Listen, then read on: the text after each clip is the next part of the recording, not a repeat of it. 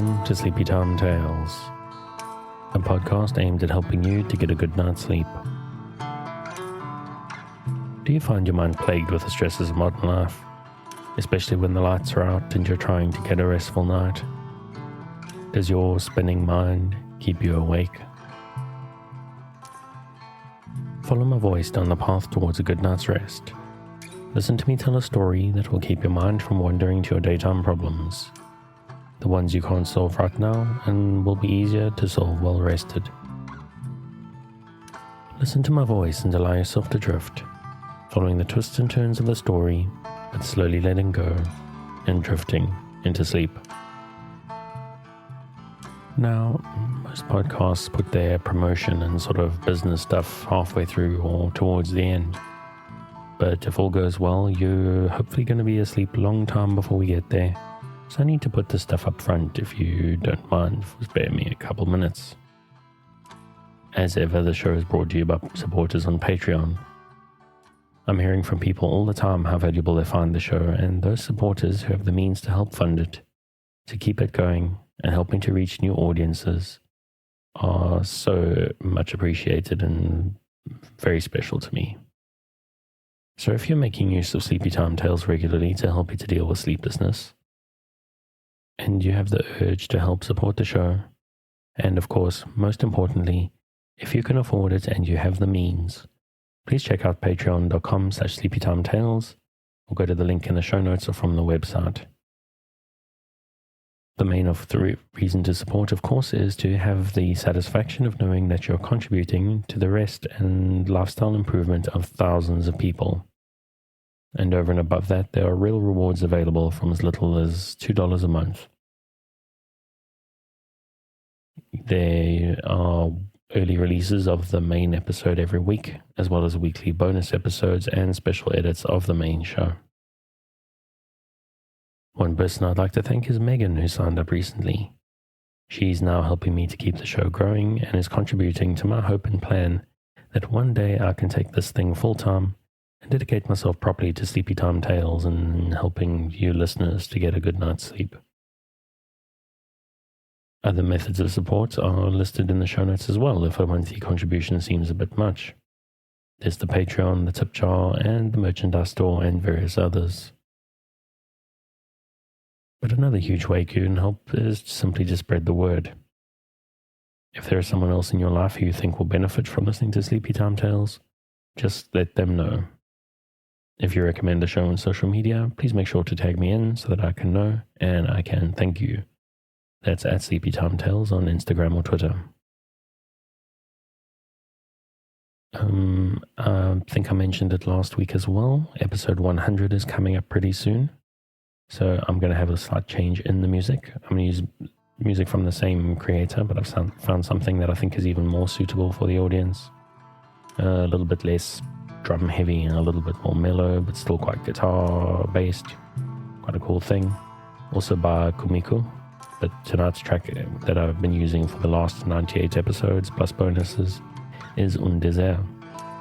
Their music is available on loyaltyfreakmusic.com, which is their own website. Most of it is available on Creative Commons. So if you have a creative project that you're running and need some music for it, there's a lot of very cool stuff. Some acoustic, some electronic, various different styles up there that I recommend taking a look at. Okay, that's enough of that for tonight, I think. Thank you so much for taking the time, and let's get back to the show.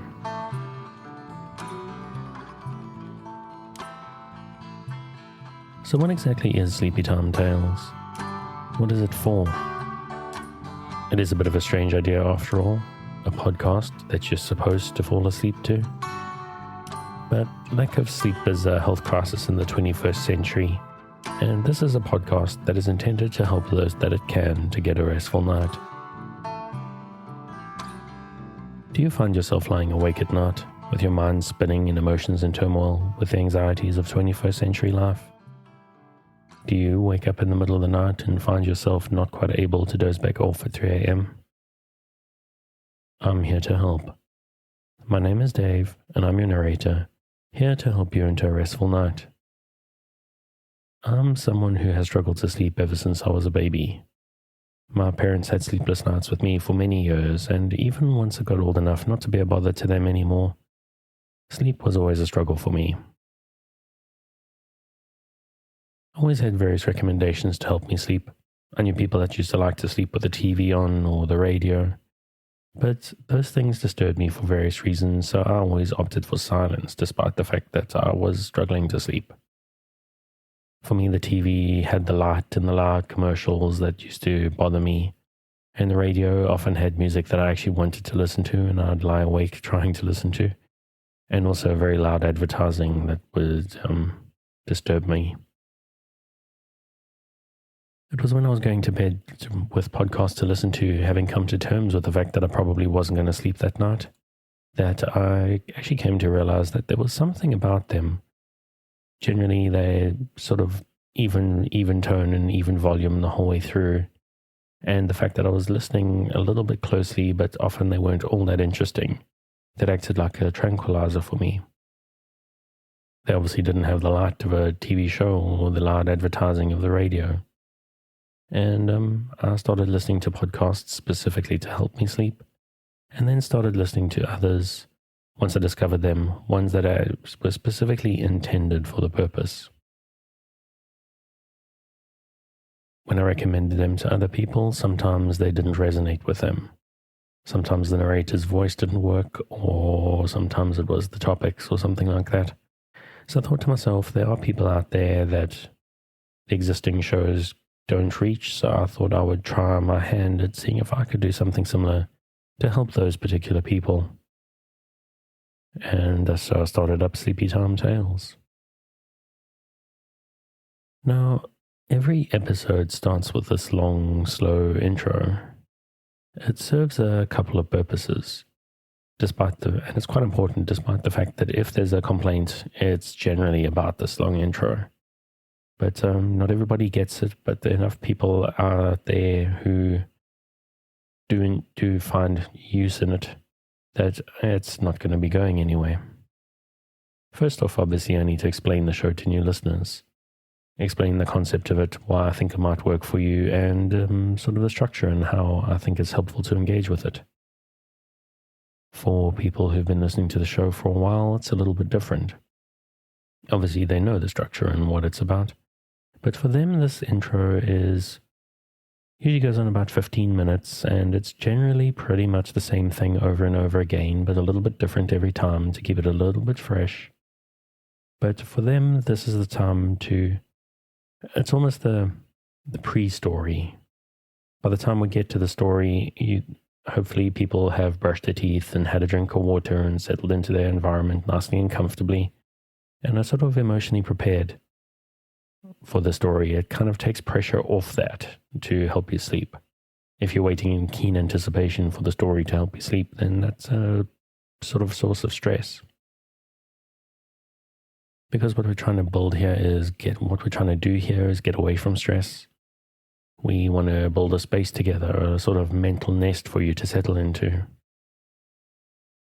Now, as far as I know, there's a couple of different ways to engage with the show. The idea primarily is to keep the mind focused a bit on something. To distract your mind so that there's a story or something going on that you don't feel sleep coming for you, and you don't have that sort of subconscious urge to fight it or resist it, or even keenly anticipate it so much that it ultimately ends up not coming. Focus just enough on the story not to resist the embrace of a night's sleep when it comes for you. For some people, it might be something a little bit different. Some people need some kind of white noise. It may be the sound of the rain, sound of wind in the trees, the sound of the ocean, or some boring guy droning on them in the background, telling a story that's not all that interesting, and it's just somehow restful to you. Speaking of stories that are not particularly interesting, we've gone to a classic novel that is very highly regarded, and I've tried to read it a couple of times in my life, and it's just never done it for me. And so it seems like the perfect candidate to help people sleep. That's obviously the classic tale Moby Dick, if you've seen the episode title, by Herman Melville. Obviously, this is the early part of the story. There's not going to be any great battles with whales or anything. I don't actually know what happens later on in the story. I generally get as far in it as we do in tonight's episode.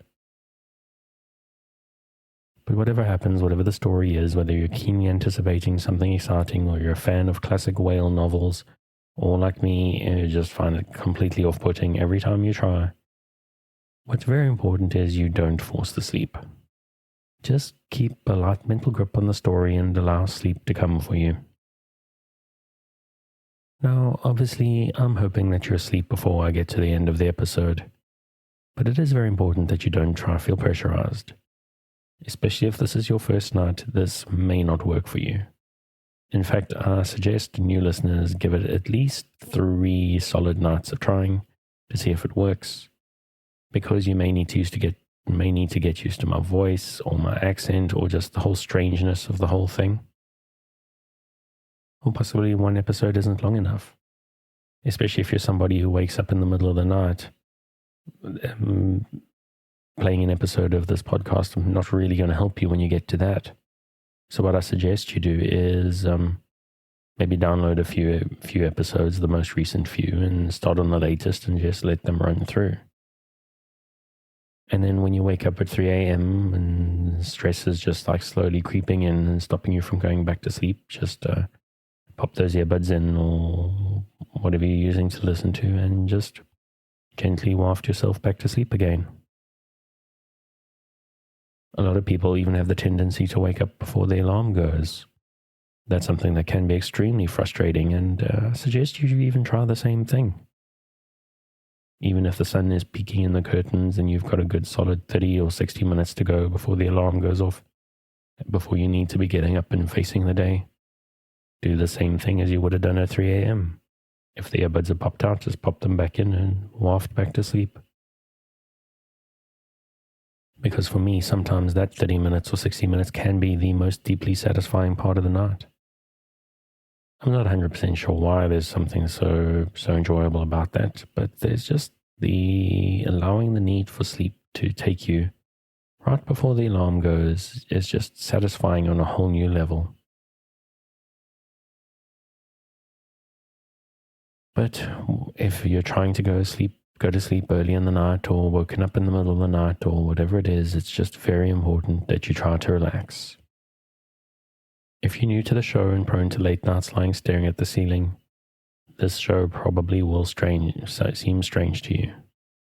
So I request that you give it a chance. And there's the basic idea. You relax and you lie in the dark, and while you do that, I'll tell you a tale. So relax, my dear listener, my nighttime friend who has elected to lie in the dark, listening to my voice.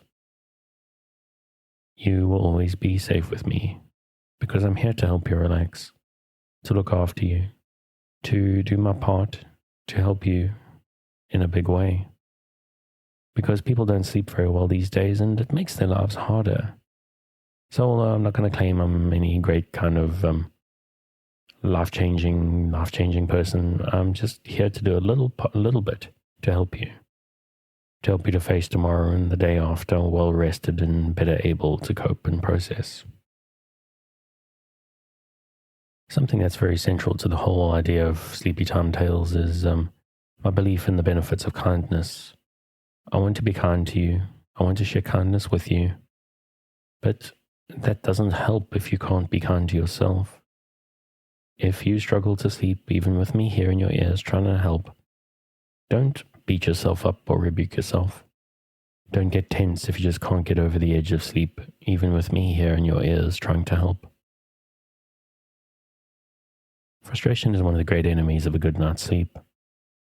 The intention of this podcast is to short-circuit that frustration, to distract the feeling we get when we blame ourselves for not being able to let go and drift into the dark. So take a breath. Forgive the fact you can't sleep and let my voice wash over you. Take another breath. Imagine the warm darkness rising up, inviting you to sleep and a better life starting tomorrow. And if you can't let go, forgive yourself and we can try again tomorrow. If you've had a life of insomnia, sleep can feel something like an enemy. But it's not your enemy. It's a natural process, a natural function that we've been pulled away from by stress and life and progress that shines bright lights in our eyes at all hours. So I'm here to work with you, to create a safe space, a cocoon in which you can curl up and allow nature to take its course. So if you're still with me, thank you for staying. If you're already asleep, we'll chat again soon. And of course, you aren't hearing me, except maybe in a dream.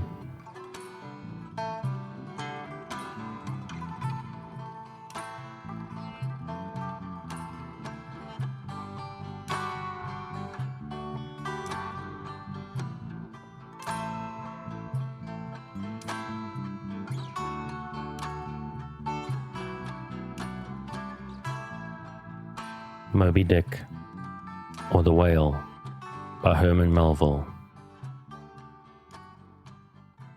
Chapter 1, Loomings. Call me Ishmael. Some years ago, never mind how long precisely, having little or no money in my purse and nothing particular to interest me on shore, I thought I would sail about a little and see the watery part of the world. It is a way I have of driving off the spleen and regulating the circulation. Whenever I find myself growing grim about the mouth, whenever it is a damp, drizzly November in my soul, whenever I find myself involuntarily pausing before coffin warehouses and bringing up the rear of every funeral I meet, and especially whenever my hypos get such an upper hand of me that it requires a strong moral principle to prevent me from deliberately stepping into the street and methodically knocking people's hats off, then I count it high time to get to sea as soon as I can. This is my substitute for pistol and ball. With a philosophical flourish, Cato throws himself upon his sword. I quietly take to the ship. There is nothing surprising in this. If they but knew it, almost all men in their degree, some time or other, cherish very nearly the same feelings towards the ocean with me. There is now an insular city of the Manhattoes, belted round by wharves as Indian isles by coral reefs. Commerce surrounds it with her surf. Right and left, the streets take you waterward. Its extreme downtown is the Battery, where that noble mole is washed by waves and cooled by breezes, which a few hours previous were out of sight of land. Look at the crowds of water gazers there. Circumambulate the city of a dreamy Sabbath afternoon. Go from Collier's Hook to County Slip, and from thence by Whitehall northward. What do you see? Posted like silent sentinels all around the town stand thousands upon thousands of mortal men fixed in ocean reveries. Some leaning against the spars, some seated upon the pierheads, some looking over the bulwarks of the ships from China, some high aloft in the rigging, as if striving to get a still better seaward peep. But these are all landsmen, of weekdays pent up in lath and plaster, tied to counters, nailed to benches, clinched to desks. How then is this? Are the green fields gone? What do they hear? But look, here comes more crowds, pacing straight for the water and seemingly bound for a dive. Strange. Nothing will content them but the extremest limit of the land. Loitering under the shady lee of yonder warehouses will not suffice. No, they must get just as nigh the water they possibly can without falling in. And there they stand, miles of them, leagues. Inland is all that come from lanes and alleys, streets and avenues, north, east, south and west. Yet here they all unite. Tell me, does the magnetic virtue of the needles, of the compasses of all those ships attract them thither? Once more, say you are in the country, in some highland of lakes. Take almost any path you please, and 10 to 1 it carries you down in a dale, and leaves you there by a pool in the stream. There is magic in it. Let the most absent-minded of men be plunged in his deepest reveries. Stand that man on his legs, set his feet a-going, and he will infallibly lead you to water, if water there be in all that region. Should you ever be athirst in the great American desert, try this experiment. If your caravan happen to be supplied with a metaphysical professor, yes, as everyone knows, meditation and water are wedded forever. But here is an artist. He desires to paint you the dreamiest, shadiest, quietest, most enchanting bit of romantic landscape in all the valley of the Seco. What is the chief element he employs? There stand his trees, each with a hollow trunk, as if a hermit and a crucifix were within. And here sleeps his meadow, and there sleep his cattle, and up from yonder cottages goes a sleepy smoke. Deep into distant woodlands winds a mazy way, reaching to overlapping spurs of mountains bathed in their hillside blue. But though the picture lies thus tranced, and though this pine tree shakes down its sighs like leaves upon the shepherd's head, yet all were vain, unless the shepherd's eye were fixed upon the magic stream before him. Go visit the prairies in June, when for scores on scores of miles you wade knee-deep among tiger lilies. What is the one charm wanting? Water. There is not a drop of water there.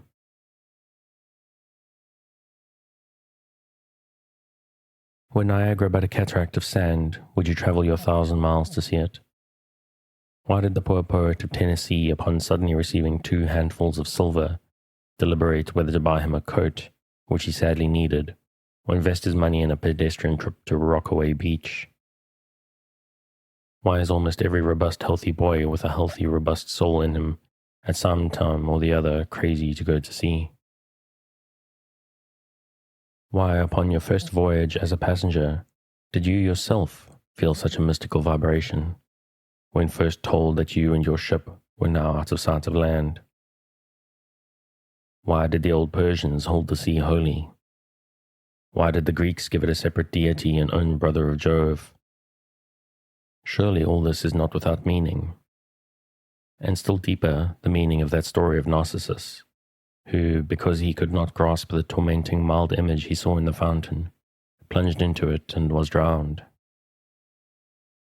But that same image we ourselves see in all rivers and oceans. It is the image of the ungraspable phantom of life, and this is the key to it all.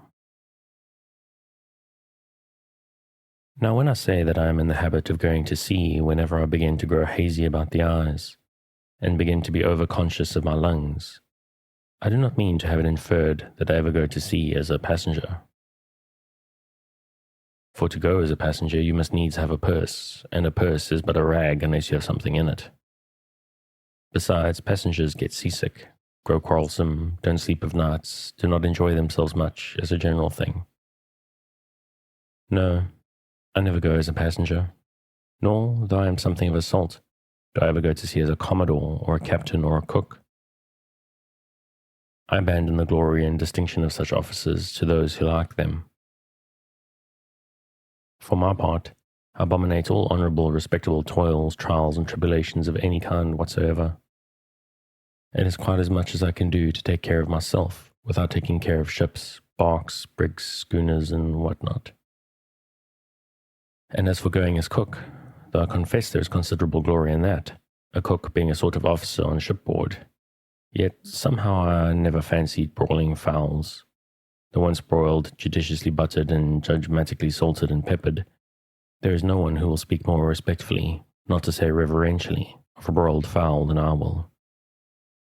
It is out of the idolatrous dotings of the old Egyptians upon broiled ibis and roasted river horse that you see the mummies of those creatures in their huge bakehouses, the pyramids. No, when I go to sea I go as a simple sailor, right before the mast, plumb down into the forecastle, aloft there to the royal masthead. True, they rather order me about some and make me jump from spar to spar like a grasshopper in a May meadow. And at first, this sort of thing is unpleasant enough. It touches one's sense of honour, particularly if you come from an old established family in the land, the Von Rensselaers, or Randolphs, or Hardicanuts. And more than all, if just previous to putting your hand in the tar pot, you have been lording it as a country schoolmaster, making the tallest boy stand in order of you. The transition is a keen one, I assure you, from a schoolmaster to a sailor, and requires a strong decoction of Seneca and the Stoics to enable you to grin and bear it. But even this wears off in time. What of it, if some old hunks of a sea captain orders me to get a broom and sweep down the decks? What does that indignity amount to? Weighed, I mean, in the scales of the New Testament. Do you think the Archangel Gabriel thinks anything the less of me because I promptly and respectfully obey the old hunks in that particular instance? Who ain't a slave? Tell me that. Well then, however the old sea captains may order me about, however they may thump and punch me about, I have the satisfaction of knowing that it is all right. That everybody else is one way or the other served in much the same way, either in a physical or metaphysical point of view, that is. And so the universal thump is passed round, and all hands should rub each other's shoulder blades and be content. Again, I always go to sea as a sailor, because they make a point of paying me for my trouble, whereas they never pay passengers a single penny that I ever heard of. On the contrary, passengers themselves must pay, and there is all the difference in the world between paying and being paid. The act of paying is perhaps the most uncomfortable infliction that the two orchard thieves entailed upon us. But being paid? What will compare with it? The urbane activity with which a man receives money is really marvelous, considering that we so earnestly believe money to be the root of all earthly ills, and that on no account can a moneyed man enter heaven. Ah, how cheerfully we consign ourselves to perdition. Finally, I always go to the sea as a sailor because of the wholesome exercise and pure air of the forecastle deck. For as in this world, headwinds are far more prevalent than winds from astern. That is, if you never violate a Pythagorean maxim. So for the most part, the Commodore on the quarterdeck gets his atmosphere at second hand from the sailors on the forecastle. He thinks he breathes it first, but not so. In much the same way do the commonalty lead their leaders in many other things. At the same time, the leaders little suspect it. But wherefore it was that after having repeatedly smelt the sea as a merchant sailor, I should now take it into my head to go on a whaling voyage. This, the invisible police officer of the fates, who has had the constant surveillance of me, and secretly dogs me, and influences me in the most unaccountable way. He can better answer that than anyone else. And doubtless my going on this whaling voyage formed part of the grand program of Providence that was drawn up a long time ago. It came in as a sort of brief interlude and solo between more extensive performances. I take it that this part of the bill must have run something like this. Grand contested election for the presidency of the United States, whaling voyage by one Ishmael, bloody battle in Afghanistan. Though I cannot tell why it was exactly that those stage managers, the fates, put me down for this shabby part of a whaling voyage, when others were set down for magnificent parts in high tragedies, and short and easy parts in genteel comedies, and jolly parts in farces. Though I cannot tell why this was exactly, yet now that I recall all the circumstances, I think I can see a little into the springs and motives which, being cunningly presented to me, under various disguises, introduced me to set about performing the part I did, besides cajoling me into the delusion that it was a choice resulting from my own unbiased free will and discriminating judgment. Chief among these motives was the overwhelming idea of the great whale himself. Such a portentous and mysterious monster aroused all my curiosity. Then the wild and distant seas where he rolled his island bulk, the undeliverable nameless perils of the whale, these, with all the attending marvels of 1,000 Pentagonian sights and sounds, helped sway me to my wish. With other men, perhaps, such things would not have been inducements, but for me, I am tormented with the everlasting itch for things remote. I love to sail forbidden seas and land on barbarous coasts. Not ignoring what is good, I am quick to perceive a horror, and could still be social with it, would they let me, since it is but well to be on friendly terms with all the inmates of the place one lodges in. By reason of these things, then, the whaling voyage was welcome. The great floodgates of the wonder-world swung open, and in the wild conceits that swayed me to my purpose, two and two there floated into my innermost soul, endless processions of the whale, and midmost of them all, one grand hooded phantom, like a snow hill in the air. Chapter 2. The Carpet Bag. I stuffed a shirt or two in my old carpet bag, tucked it under my arm, and started for Cape Horn in the Pacific.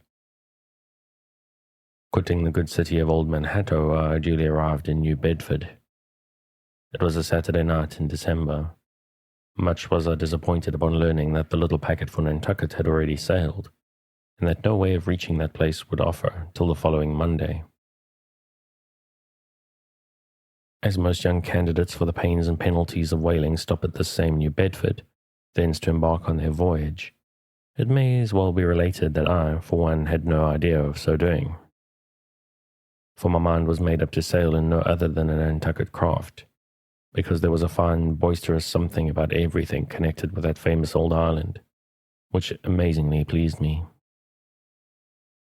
Besides, though, New Bedford had of late been gradually monopolizing the business of whaling, and though in this matter poor old Nantucket is now much behind her, yet Nantucket was her great original, the Tyre of this Carthage, the place where the first dead American whale was stranded. Where else but from Nantucket did these aboriginal whalemen first sally out in canoes to give chase to their Leviathan? And where but from Nantucket too did that first adventurous little sloop put forth, partly laden with imported cobblestones, so goes the story, to throw at the whales, in order to discover when they were nigh enough to risk a harpoon from the bowsprit. Now having a night, a day, and still another night following before me in New Bedford, ere I could embark for my destined port, it became a matter of concernment where I was to eat and sleep meanwhile. It was a very dubious-looking, nay, a very dark and dismal night, bitingly cold and cheerless. I knew no one in the place. With anxious grapnels I sounded in my pocket and only brought up a few pieces of silver. So wherever you go, Ishmael, said I to myself as I stood in the middle of a dreary street, shouldering my bag and comparing the gloom towards the north with the darkness towards the south. Wherever in your wisdom you may conclude to lodge for the night, my dear Ishmael, be sure to inquire the price, and don't be too particular. With halting steps, I paced the streets and passed the sign of the crossed harpoons, but it looked too expensive and jolly there. Further on, from the bright red windows of the Swordfish Inn, there came such fervent rays that it seemed to have melted the packed snow and ice from before the house, for everywhere else the congealed frost lay 10 inches thick in a hard asphaltic pavement, rather weary for me, when I struck my foot against the flinty projections, because from hard remorseless service the soles of my boots were in a most miserable plight. Too expensive and jolly again, thought I, pausing one moment to watch the broad glare in the street, and hear the sounds of the tinkling glasses within. But go on, Ishmael, said I at last. Don't you hear? Get away from before the door, your patched boots are stopping the way. So on I went. I now by instinct followed the streets that took me waterward, for there doubtless were the cheapest, if not the cheeriest inns. Such dreary streets, blocks of blackness, not houses on either hand, and here and there a candle like a candle moving about in a tomb. At this hour of the night of the last day of the week, that quarter of the town proved all but deserted.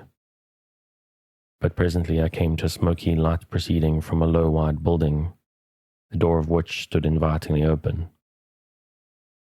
It had a careless look, as if it were meant for the use of the public, so entering, the first thing I did was to stumble over an ash box in the porch. Ha, thought I. Ha, as the flying particles almost choked me. Are these ashes from that destroyed city, Gomorrah? But the crossed harpoons and the swordfish? This then must needs be the sign of the trap. However, I picked myself up and, hearing a loud voice within, pushed on and opened a second interior door. It seemed the great black parliament sitting in Tophet. 100 black faces turned round in their rows to peer, and beyond, the black angel of doom was beating a book with a pulpit. It was a Negro church, and the preacher's text was about the blackness of darkness, and the weeping and wailing and teeth gnashing there. Ha, Ishmael, thought I, backing out. Wretched entertainment at the sign of the trap.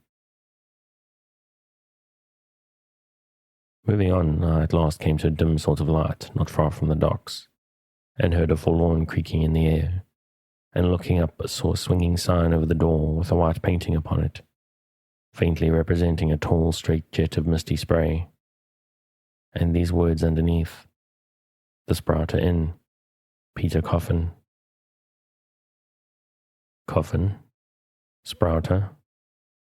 Rather ominous in that particular connection, thought I. But it is a common name in Nantucket, they say, and I suppose this Peter here is an immigrant from there. As the light looked so dim, and the place, for the time, looked quiet enough, and the dilapidated little wooden house itself looked as it might have been carted here from the ruins of some burnt district, and as the swinging sign had a poverty-stricken sort of creak to it, I thought that here was the very spot for cheap lodgings and the best of pea coffee. It was a queer sort of place. A gable-ended old house, one side palsied as it were, and leaning over sadly. It stood on a sharp bleak corner where that tempestuous wind Euroclydon kept up a worse howling than ever it did about poor Paul's tossed craft.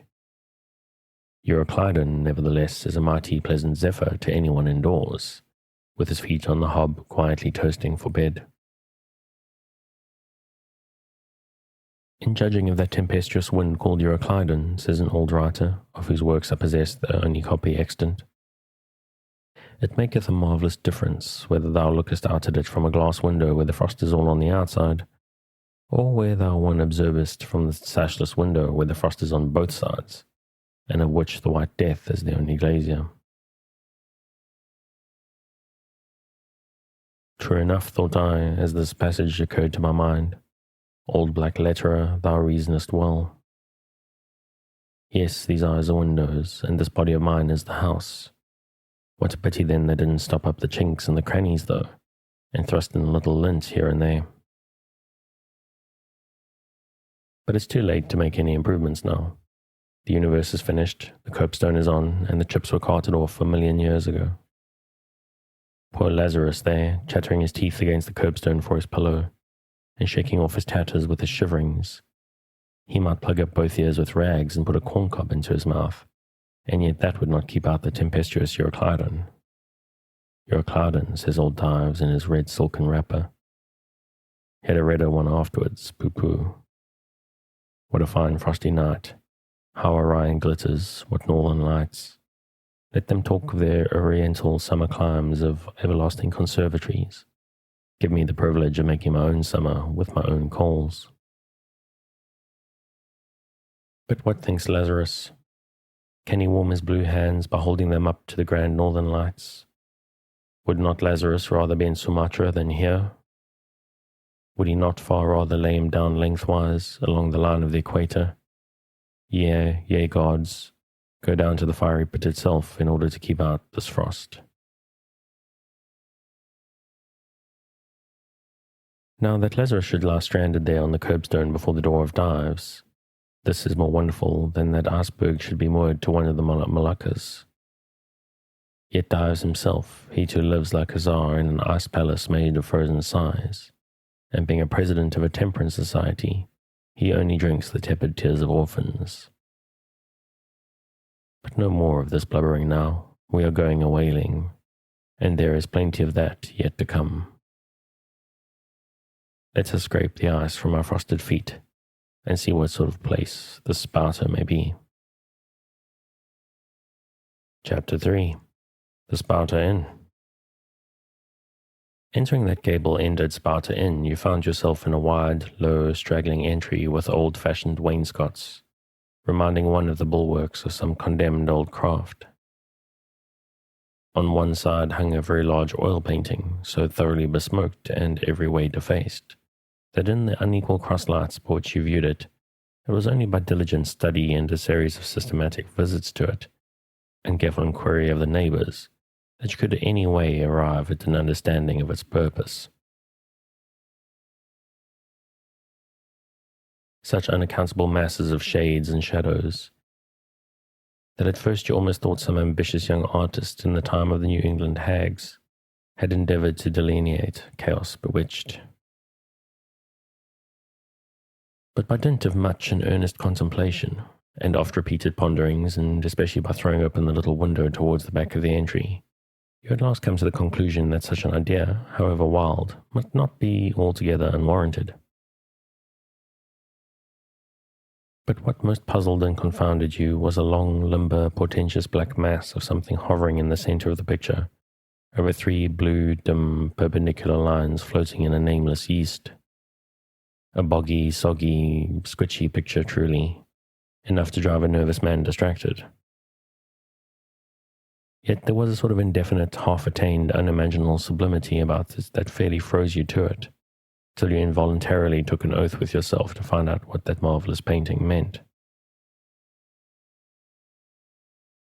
Ever and anon a bright but alas deceptive idea would dart you through. It's the Black Sea in a midnight gale. It's the unnatural combat of the 4 primal elements. It's a blasted heath. It's a Hyperborean winter scene. It's the breaking up of the icebound stream of time. But at last all these fancies yielded to that one portentous something in the picture's midst. That once found out, and all the rest were plain. But stop. Does it not bear a faint resemblance to gigantic fish, even the great Leviathan himself?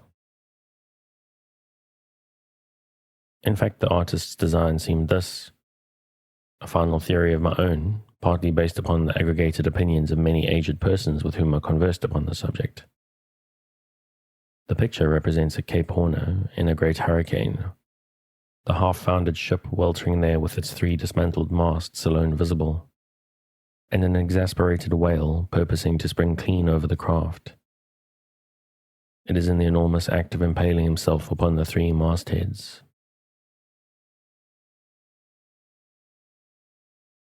The opposite wall of this entry was all over with a heathenish array of monstrous clubs and spears. Some were thickly set with glittering teeth resembling ivory saws. Others were tufted with knots of human hair, and this one was sickle-shaped, with a vast handle sweeping round like the segment made in the new-mown grass by a long-armed mower. You shuddered as you gazed and wondered what monstrous cannibal and savage could have ever done a death harvesting with such a hacking, horrifying implement. Mixed with these were rusty old whaling lances and harpoons, all broken and deformed. Some were storied weapons. With this once long lance, now wildly elbowed, 50 years ago did Nathan Swain kill 15 whales between a sunrise and a sunset. And that harpoon, so like a corkscrew now, was flung in Javan seas and run away with by a whale, years afterwards slain off the Cape of Blanco. The original iron entered nigh the tail, and like a restless needle sojourning in the body of a man, it travelled fully 40 feet, and at last was found embedded in the hump. Crossing this dusky entry, and on through yon low arched way, cut through what in old times must have been a great central chimney with fireplaces all around, you enter the public room. A still duskier place as this, with such low ponderous beams above, and such old wrinkled planks beneath, that you'd almost fancy you trod some old craft's cockpits, especially of such a howling night, when this corner-anchored old ark rocked so fiercely.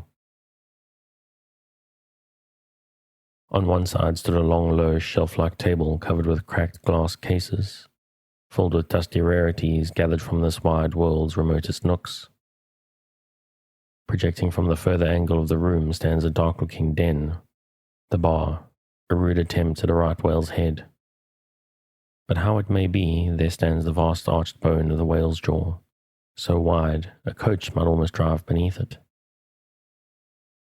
Within it, shabby shelves ranged round with old decanters, bottles, flasks, and in those jaws of swift destruction, like another cursed Jonah, by which name indeed they called him, bustles a little withered old man, who, for their money, daily sells the sailors deliriums and death.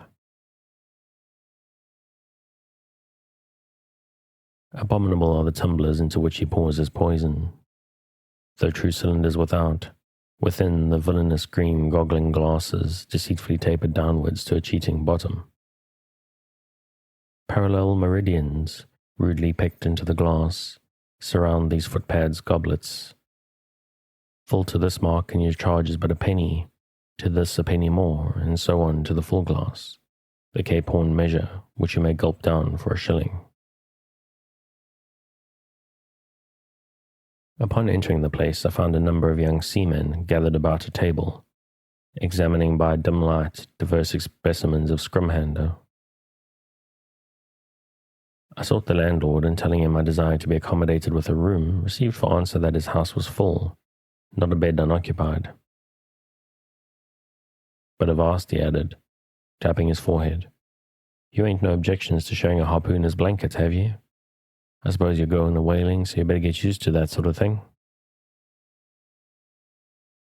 I told him that I never liked to sleep two in a bed, that if I should ever do so, it would depend on who the harpooner might be, and that if he, the landlord, really had no other place for me, and the harpooner was not decidedly objectionable, why, rather than wander further about a strange town on so bitter a night, I could put up with the half of any decent man's blanket. I thought so. All right, take a seat. Supper? You want supper? Supper'll be ready directly. I sat down on an old wooden settle, carved all over like a bench on the battery.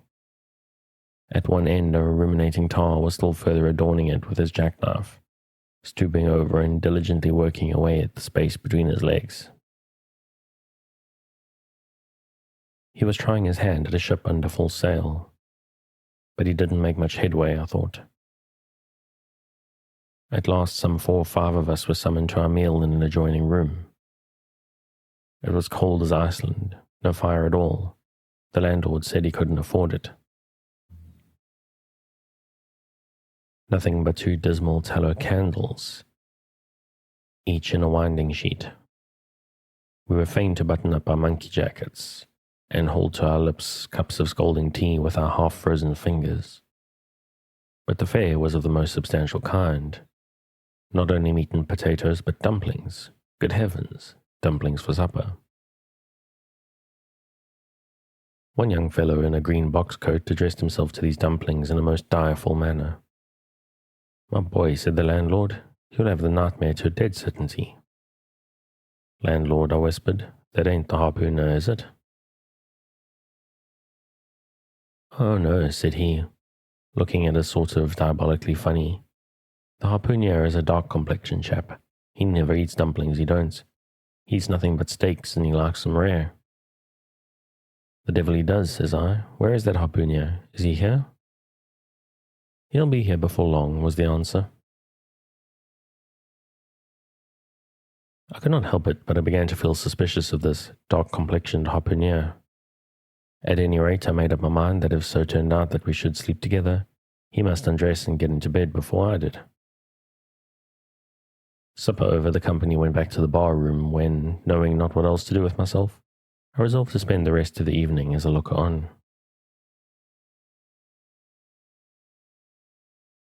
Presently a rioting noise was heard without.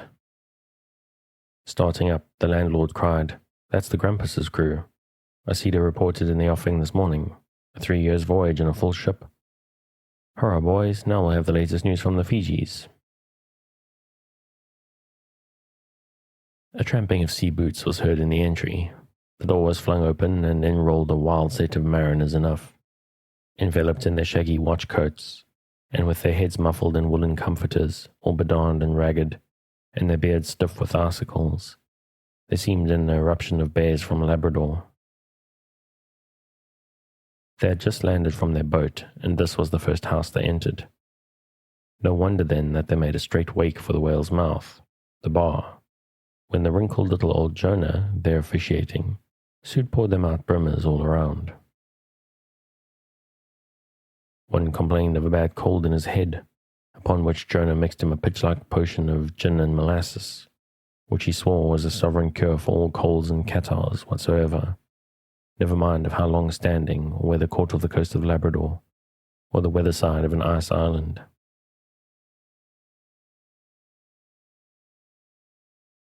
The liquor soon mounted into their heads as it generally does, even with the arrantist topers newly landed from sea, and they began capering about most obstreperously. I observed, however, that one of them held somewhat aloof, and though he seemed desirous not to spoil the hilarity of his shipmates by his own sober face, yet upon the whole he refrained from making as much noise as the rest. This man interested me at once, and since the sea gods had ordained that he should soon become my shipmate, though but a sleeping partner one, so far as this narrative is concerned, I will here venture upon a little description of him. He stood full 6 feet in height, with noble shoulders, and chest like a cofferdam.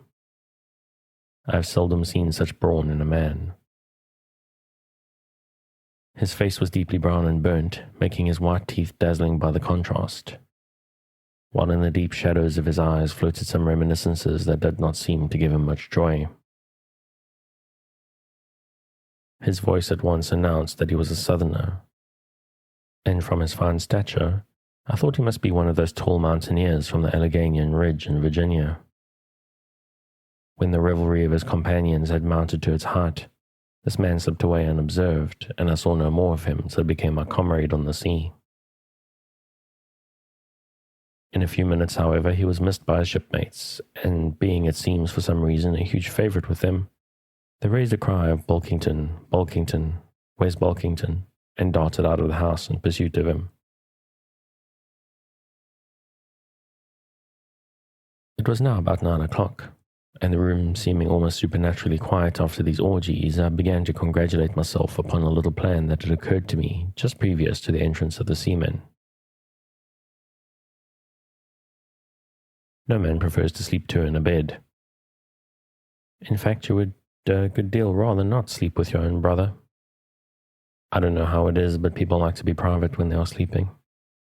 And when it comes to sleeping with an unknown stranger in a strange inn in a strange town, and that stranger a harpooner, then your objections indefinitely multiply. Nor was there any earthly reason why I, as a sailor, should sleep two in a bed more than anybody else. For sailors no more sleep two in a bed at sea than bachelor kings do ashore. To be sure, they all sleep together in one apartment, but you have your own hammock, and cover yourself with your own blanket, and sleep in your own skin. The more I pondered over this harpooner, the more I abominated the thought of sleeping with him. It was fair to presume that being a harpooner, his linen, or woolen as the case might be, would not be of the tidiest, certainly none of the finest. I began to twitch all over. Besides, it was getting late, and my decent harpooner ought to be home and going bedwards. Suppose now he should tumble in upon me at midnight. How could I tell from what vile hole he had been coming? Landlord, I've changed my mind about that harpooner. I shan't sleep with him. I'll try the bench here. Just as you please. I'm sorry I can't spare you a tablecloth for the mattress, and there's a plaguey rough board there, feeling of the knots and notches. But wait a bit, Scrimshander. I've got a carpenter's plane there in the bar. Wait, I say, and I'll make you snug enough. So saying, he procured the plane, and with his old silk handkerchief first dusting the bench, vigorously set to planing away at my bed, the while grinning like an ape. The shavings flew right and left, till at last the plane iron came bump against an indestructible knot. The landlord was near spraining his wrist, and I told him for heaven's sake to quit. The bed was soft enough to suit me, and I did not know how all the planing in the world could make a elder down over a pine plank. So gathering up the shavings with another grin and throwing them in the great stove in the middle of the room, he went about his business and left me in a brown study. I now took the measure of the bench and found that it was a foot too short, but that could be mended with a chair. But it was a foot too narrow, and the other bench in the room was about 4 inches higher than the planed one, so there was no yoking them. I then placed the first bench lengthwise along the only clear space against the wall, leaving a little interval between for my back to settle down in. But I soon found that there came such a draught of cold air over me from under the sill of the window that this plan would never do at all, especially as another current from the rickety door met the one from the window, and both together formed a series of small whirlwinds in the immediate vicinity of the spot where I had thought to spend the night. The devil fetch that harpooner, thought I. But stop, couldn't I steal a march on him, bolt his door inside and jump into his bed not to be wakened by the most violent knockings? It seemed no bad idea, but upon second thoughts I dismissed it. For who could tell but what the next morning, so soon as I propped out of the room, the harpooner might be standing in the entry, all ready to knock me down.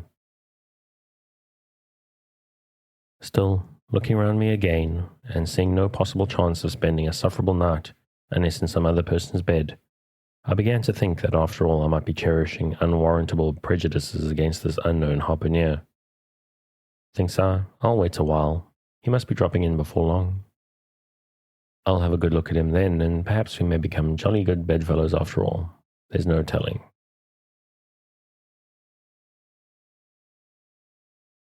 But though the other boarders kept coming in by ones, twos, and threes, and going to bed, yet no sign of my harpooner. Landlord, said I, what sort of chap is he? Does he always keep such late hours? Isn't it hard upon 12 o'clock?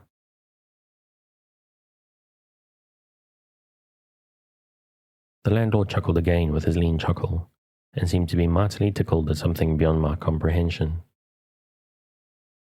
No, he answered, generally he's an early bird, early to bed and early to rise. Yes, he's the bird that catches the worm. But tonight he went out a-peddling, you see, and I don't see what on earth keeps him so late, unless maybe he can't sell his head. Can't sell his head? What sort of bamboozling story is this you're telling me? Getting into a towering rage. Do you pretend to say, landlord, that this harpooner is actually engaged this blessed Saturday night, or rather Sunday morning, in peddling his head around town? That's precisely it, said the landlord. I told him he couldn't sell it here. The market's overstocked. With what? Shouted I. With heads, to be sure. Ain't there too many heads in the world? I tell you what it is, landlord, said I, quite calmly. You'd better stop spinning that yarn to me. I'm not green. Maybe not, taking out a stick and whittling a toothpick. But I rather guess you'd be done brown if the harpooner hears you slandering his head. I'll break it for him, said I, now flying into a passion again at this unaccountable farrago of the landlord's. It's broke already, said he. Broke, said I. Broke? What do you mean? Sartin, and that's the very reason he can't sell it, I guess.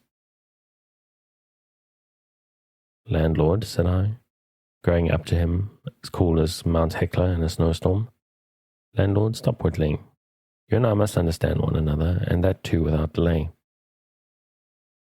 I come to your house and want a bed.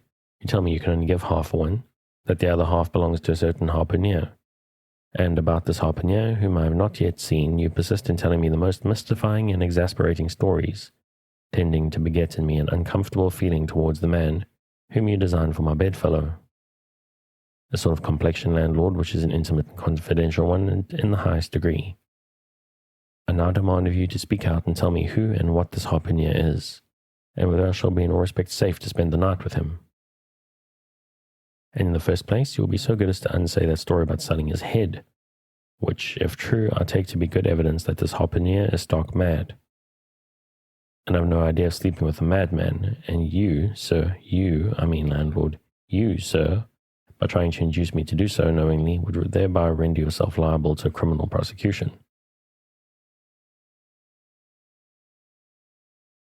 Well, said the landlord, fetching a long breath, that's a pretty long sermon for a chap that rips a little now and then.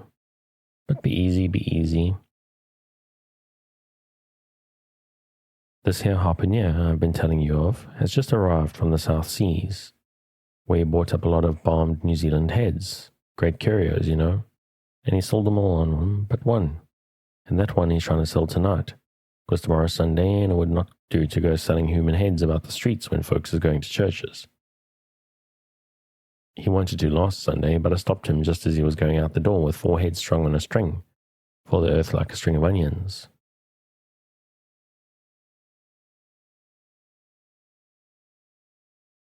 This account cleared up the otherwise unaccountable mystery, and showed that the landlord, after all, had no idea of fooling me. But at the same time, what could I think of a harpooner who stayed out of a Saturday night clean into the Holy Sabbath, engaged in such cannibal business as selling the heads of dead idolaters? Depend upon it, landlord, that harpooner is a dangerous man. And with that, I think I'm going to call it a night. If you've always wanted to read Moby Dick or are interested in picking up where I'm leaving off, you can, as always, find the original at the Project Gutenberg link in the show notes.